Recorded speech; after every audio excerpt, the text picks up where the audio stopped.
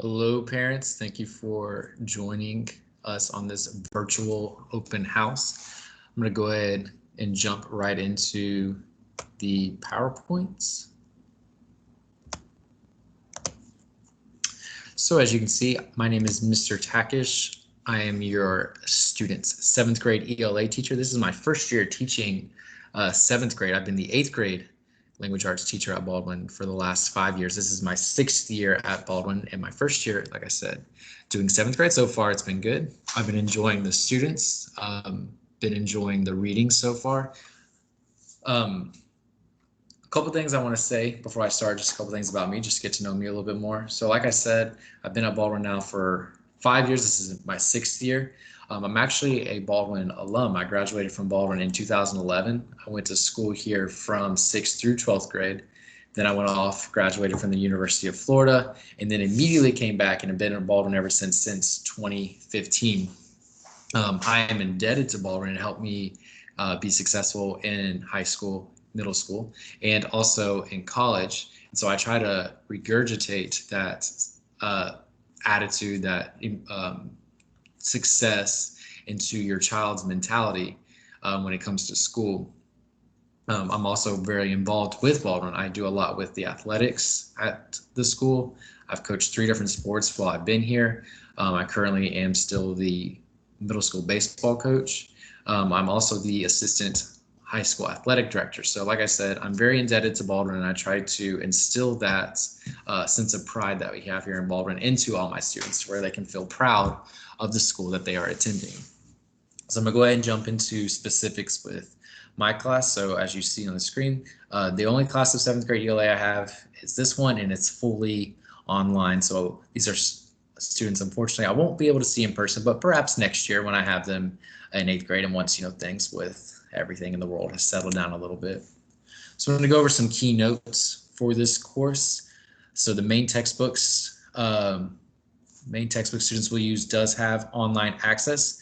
I've already went over that with students. They should have already done quite a few assignments through there. But just in case you wanted to know how to get there, you just got to go to the blended learning folder and click on My HRW. If you're on a student laptop, you can click on the blended learning application on the desktop, or if you just have a personal laptop you are using, you can go to duvalschools.org and then click on blended learning from there. We have started our first core reading, our first novel, The Boy in the Striped Pajamas. It seems like most students do have their novels so far, so that is good. Students must be completing 2 Achieve articles for me a week.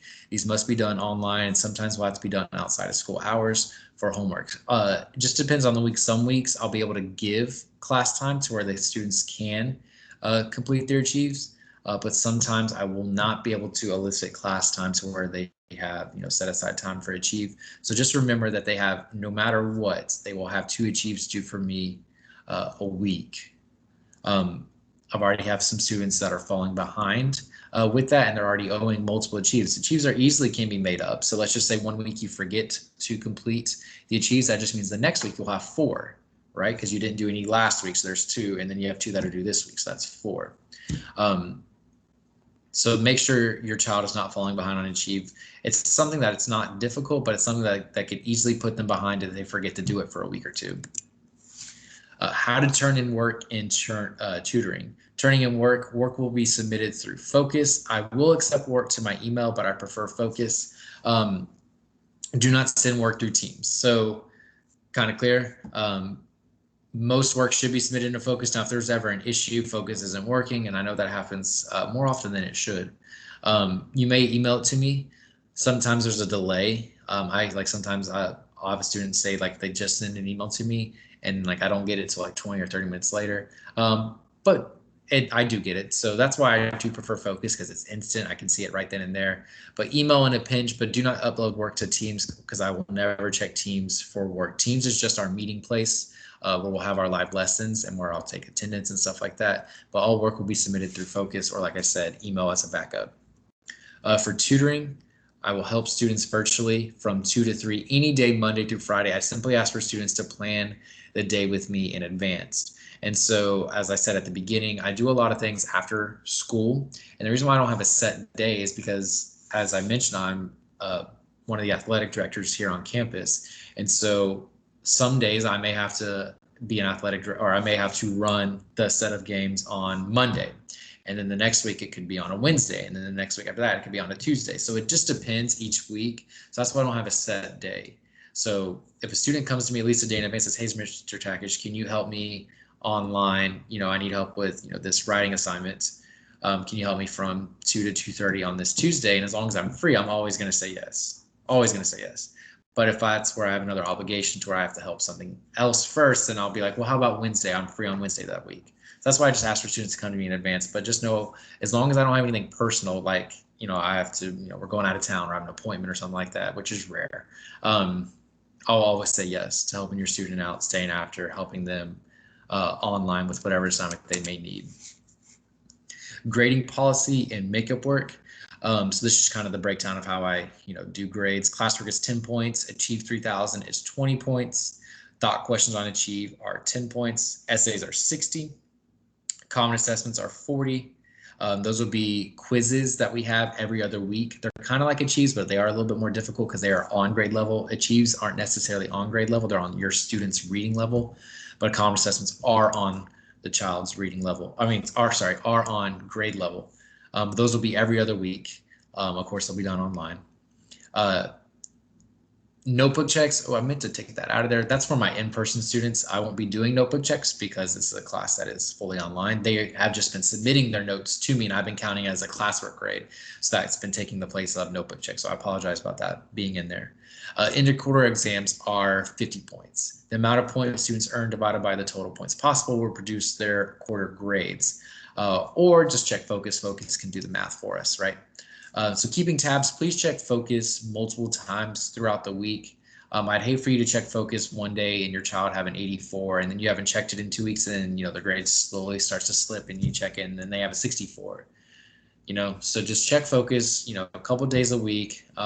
Your child knows how to get there. They can get there almost instantly on their phone. I've seen students do it in class. So just, randomly throughout the, in the evening, just be like, hey, pull up Focus. Let me see what you have. Because the more that you're invested, the more your child will be invested in school. And the more that they see you caring about the grades, the more that they're going to care about the grades. That's just something I've noticed in, my short duration of being a teacher. Makeup work. I'm so sorry. See, I didn't pre-read this slide. I copied this slide from my 8th grade to this one. So don't pay attention to the in-person one. Let's pay attention to the online one. All videos are recorded and posted into Teams. Please watch the online lessons to see what we went over that day. So that is something that is really useful for your online classes that the in-person classes do not have the advantage or do not have the opportunity to take advantage of, is that if your child misses for whatever reason, they can watch their teacher's live lesson later on in the day. I record all of our lessons, and then once I'm done recording, they get saved and it gets posted to Teams. So you can watch it any time of the day, any day of the week. But, of course, it's a little bit different because it's a recording, so they can't, stop and ask me questions. So they can still post questions in Teams throughout the day. I've told students that they can post questions anytime throughout the day, even in the evening. I get notifications of Teams sent straight to my phone. So you should see, I don't know if your students have ever told you, but some students have been posting late in the evening. When I say late, like 7 or 8 o'clock, and I respond right then and there. There's no reason for me not to, and it's because it's something that they need help with right then and there. It's not going to help if I'm responding the next day. They needed help right then, so I try to respond as quickly as I can to assist them. Please email me as often as you want, referring to the parents. I'm swift to respond. Same thing as I said with Teams. I get the notification of emails sent straight to my phone. So if you have a question, I try to respond as quickly as I can. Of course, I'm not a teacher, 24/7. I am doing things around the house and whatnot, but it's easier. It's as easy as responding to a text. So as long as it's not something super detailed, it's just like you need a quick little answer or something, I'll respond right then and there. If it's something I got to actually think about, it'll take me a little bit before I respond. Or of course, you can always phone call if you have something more in depth you want to share with me, with your students. If you see your student with a grade of 0 in Focus, that means they have not done the assignment. I will never give a student a 0 if they submit an assignment. So 0 in Focus means they have not done the assignment. Please have them do the assignment. I'll put in the grade that they earned on it. ask your student the following questions. Are you 100% sure how to get to Microsoft Word on your computer and how to submit work into Focus? Because I'm still helping students to this day on how to submit work and how to access Word from their computer. And it's kind of difficult for me because we have different computers, but I'm trying my best. Do you have a copy of the novel The Boy in Striped Pajamas? Like I said, seems like most students do. So that should be a yes. Are you all caught up with Achieve? Are you doing 2 Achieves a week?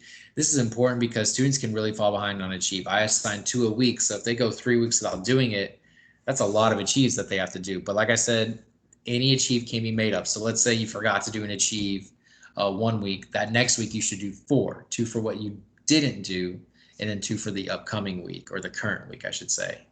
And that'll get them all caught up. Please ask your student how they did on their first essay. If students scored below a 70, I recommend they set a date for me to tutor them. It is earlier in the year. Of course, a 70 is the goal by the end of the year, but I always would prefer is, the quicker we can get your student to that 70 threshold, then the better off they'll be. And then, instead of at the end of the year, we're trying to get them to a 70, we're trying to get them to an 80 or a 90. Of course, 100 being the perfect score. So just have your students tell you about how they think they did on their essay. And then, like I said, you'll be able to see the grade in Focus. I will have the first essay grades already put in by the time you're watching this video. And then lastly, did you submit your summer reading assignments? I still have zeros for that. And that is hampering a lot of students' grades at the moment. So please make sure they submit the summer reading assignment to me. All right. And like I said, if you don't see a 0 or if you see a 0 for that in Focus, that means they need to do it. If you don't see a 0 for it, then obviously they did it. All right. So that is it for me. Short, sweet, to the point. If there was something more specific that you guys would like to talk to me about, let me get back to the video. There I am. Of course, you guys may email me anytime.